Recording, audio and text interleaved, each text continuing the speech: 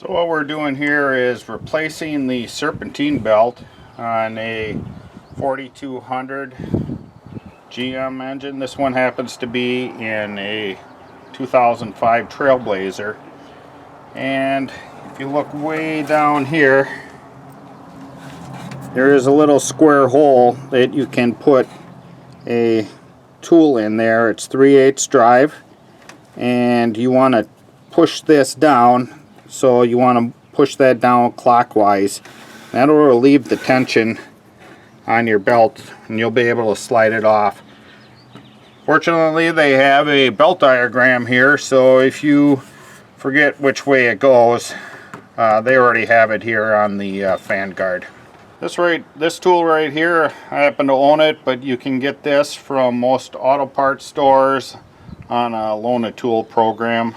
You just pay for it, and when you return it, they give you all your money back.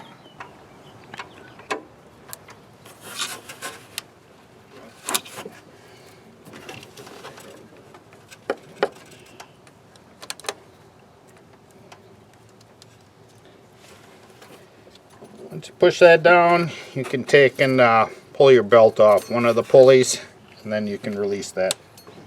What you want to look for is on your belt here, if it's cracking like that or missing some chunks, you definitely want to replace that.